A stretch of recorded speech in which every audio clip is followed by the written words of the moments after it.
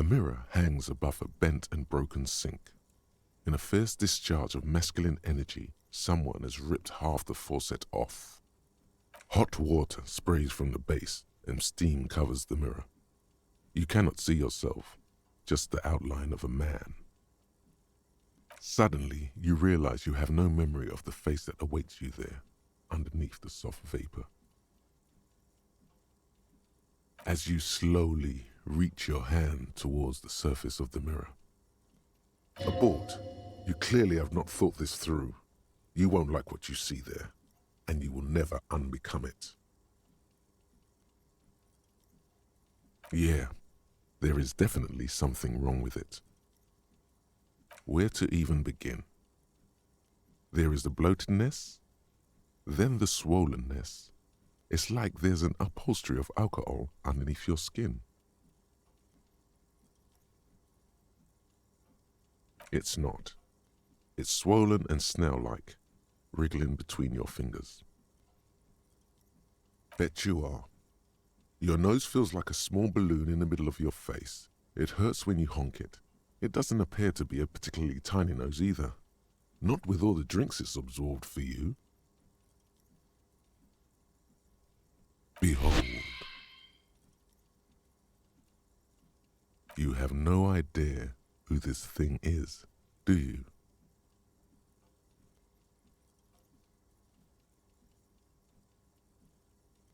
It appears you're also dead. There's clearly rigor mortis on your face. Or wait, is that an expression? Are you trying to make an expression with that face? Why?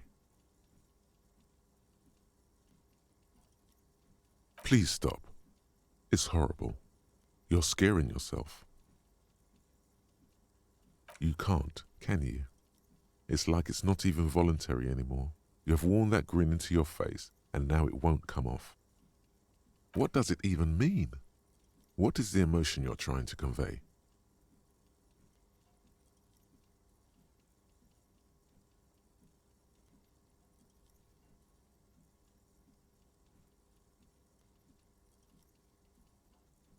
Please promise yourself you are not going to try it on any of the ladies, whatever happens.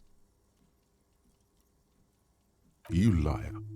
You can't even tell the truth to yourself. Go ahead, try something.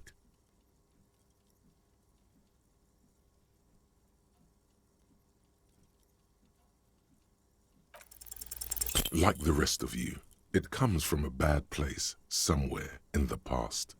That's all you know for now. It's too late. Like an image on film. The expression belongs to your primary motor cortex. It would take a minor neurological miracle for you to cease producing it.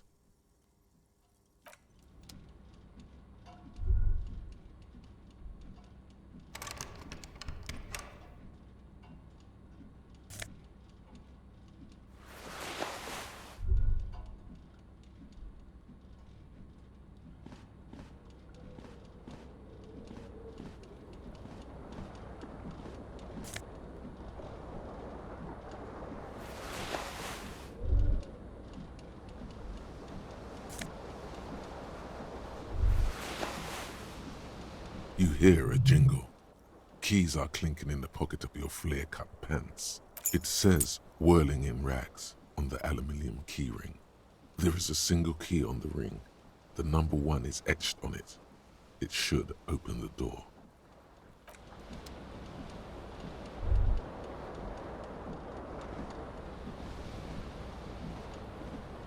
This fan has 2 chain pull switches.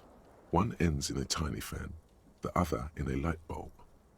A truly horrific necktie has somehow attached itself to one of the blades.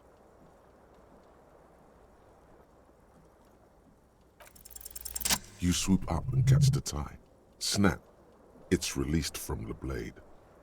What you have in your hand is a truly hideous necktie with 4 or 5 different patterns. The knot reminds you of a noose. A terrible mistake. Turn the lights off immediately. you can practically feel the photons burning a hole in your brain. Your eyes burn with photosensitivity. It's not good.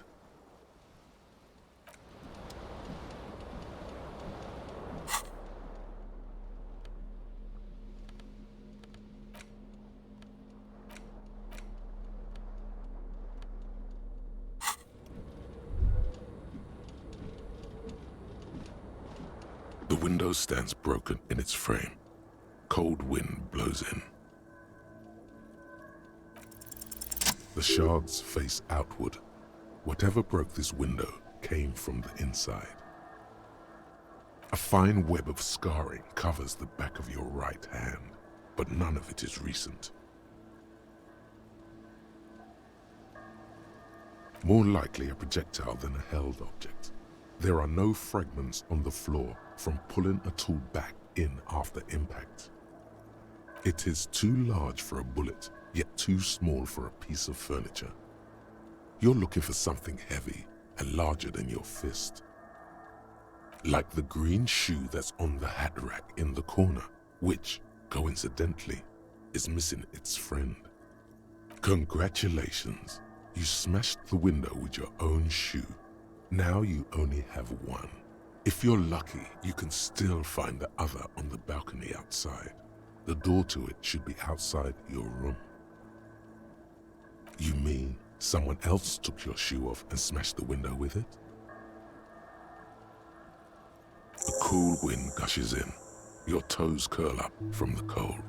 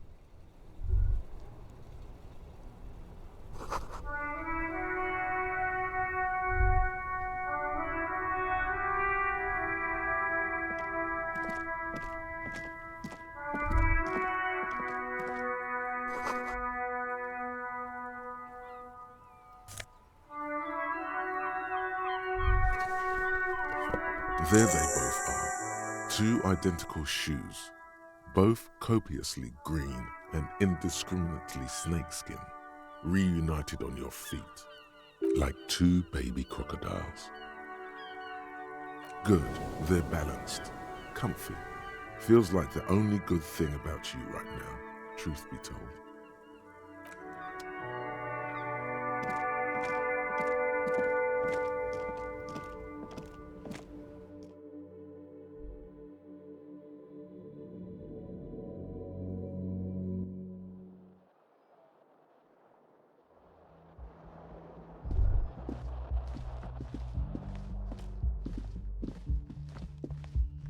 Hello, officer. The young woman raises a cigarette to her lips.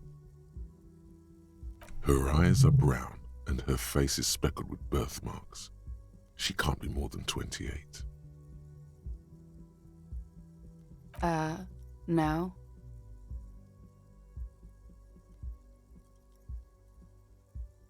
The young woman shakes her head slowly. Officer could be an artistic statement. You're already prone to those.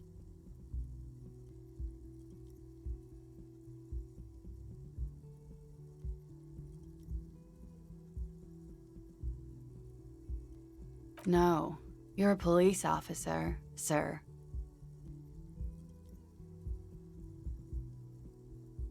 Okay, cool. I won't.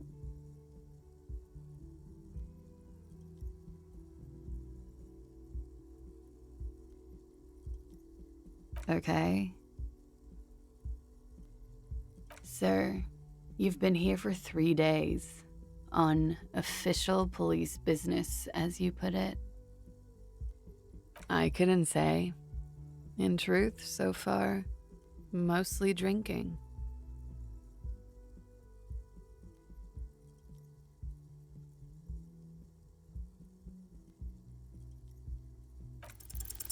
The words have already left your mouth.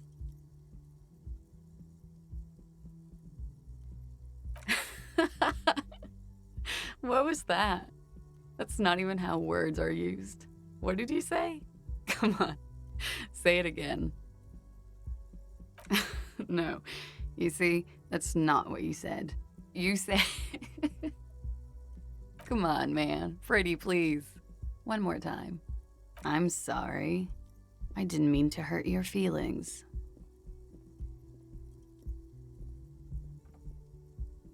Something stirs in you as she's about to go. Call it an instinct, a need. The need to ask questions. It's like you've said the words a million times before. She looks back at you, a light glinting off her eyes. Yes?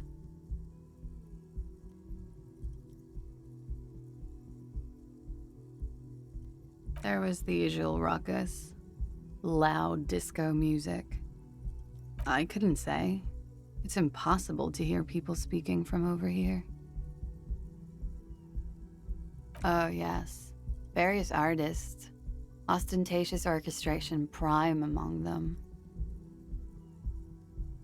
Oh, were huge where I come from. I was very young then, of course. Like 7. Life gets hard, but we go on. It would appear so. At around 2 o'clock, the disco stopped and there was a change of pace.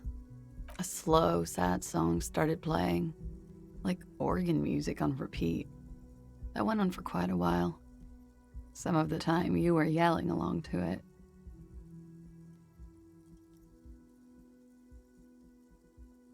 Yes, there was a church in there, a really small church. Like the smallest, saddest church in the whole world. It was about that. And also, that it doesn't matter anymore and that we're alone now. It was difficult to tell. The song itself was very quiet and soft, but you sounded like a winded boar, sir. It was hard to understand what you were singing on top of it. Yes, it was very cool. Then you started screaming and trashed the place.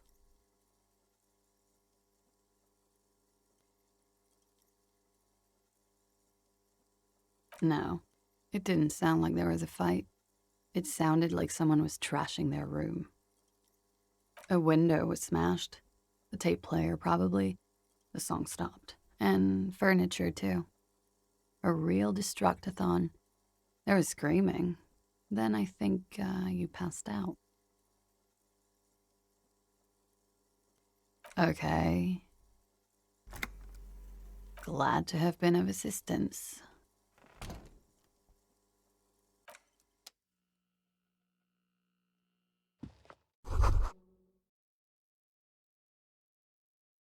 You should pick that fat, juicy cigarette butt from the tray, light it up, and smoke the living shit out of it. The living shit. Your mesolimbic reward pathway does not mince words. It wants smokes. Who knows what you are? A monster, a murderer, the gnome of Jeroma? You feel like a smoker, especially when you look at that juicy, succulent, seductive cigarette stub, still smoldering deliciously. How very astute of you. This renders it ineffectual. You should look for a whole cigarette, or better yet, an entire pack. Strike that. A carton. Make sure they're all healthy and able-bodied. Then smoke them all. Good. They'll make you stronger and better. You're too old to be cool now, but find cigarettes, smoke them, blam. Instantly a cool renegade man, a mystical red dragon with smoke rising from his nostrils. Plus, smoking then gives massive bonuses.